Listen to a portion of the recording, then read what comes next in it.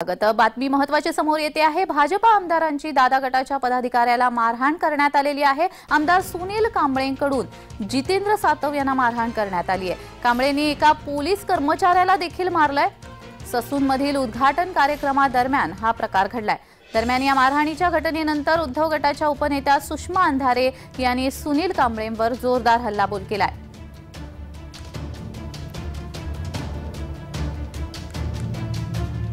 सुनील कांबळेंचा आजचा हा चक्क सन्माननीय उपमुख्यमंत्र्यांच्या उपस्थितीत दादागिरीचा हा व्हिडिओ, याचा अर्थ असा आहे की सुनील कांबळेंना जर पहिल्याच प्रकरणामध्ये समज दिली असती, त्यांच्यावर कारवाई झाली असती, किंबहुना त्यांचे निलंबन झाले असते, तर त्यांची पुन्हा पुन्हा असे करण्याची हिम्मत वाढली नसती।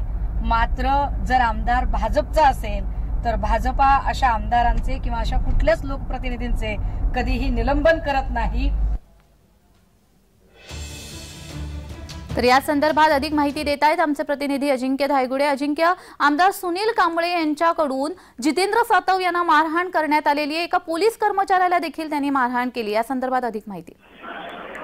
हो, नक्कीच जान्हवी, आज सकाळी लवकरच अजित पवार, सुनील तटकरे, हसन मुश्रीफ हे एक ससून रुग्णालयामध्ये तृतीय पंथ्यांसाठी एक नवीन वार्डची स्थापना करण्यात आलेली आहे आणि त्या ठिकाणी उद्घाटनाच्या कार्यक्रमासाठी हे सगळे जमले होते। जी, या कार्यक्रमाचे आयोजन जे आहे ते अजित पवार गटाचे जितेंद्र सातव यांनी केलं होतं। जी, आणि या कार्यक्रमाचा जो फलक आहे, उद्घाटन फलक, त्यावर सुनील कांबळे यांचं नाव नसल्यामुळे स्थानिक आमदार आहेत ते तिथले आणि त्यांचं नाव नसल्यामुळे ते संतापल्याचं दिसून आलं। त्यांनी थेट जितेंद्र सातव यांच्या कानफाटात लगावली तिथेच आणि हा सगळा प्रकार अजित पवारांच्या समोर घडलेला आहे। आणि त्यानंतर ते त्या कार्यक्रमातून निघून जाताना आपण दृश्यांमध्ये पाहत आहोत की कार्यक्रमातून निघून जाताना एका पोलीस कर्मचाऱ्याला देखील त्यांनी कानफाटात लगावलेले आहे। आणि हा सगळा प्रकार घडल्यानंतर आता सुनील कांबळे यांच्यावर सर्व स्तरातून टीकेची झोड उठलेली आपल्याला पाहायला मिळते।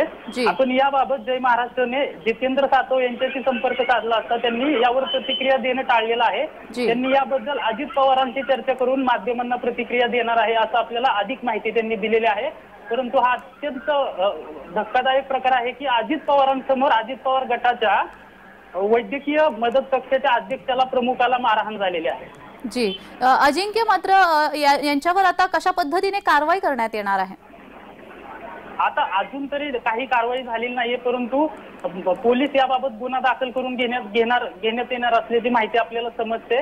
आणि राजकीय पक्षांनी देखील, विरोधकांनी देखील हा मुद्दा लावून धरल्याचं दिसून येते पुण्यामध्ये। जी, अजिंक्य, मात्र अजित पवार यांनी या संदर्भात काही भूमिका मांडली का? कारण ते तिथे उपस्थित होते।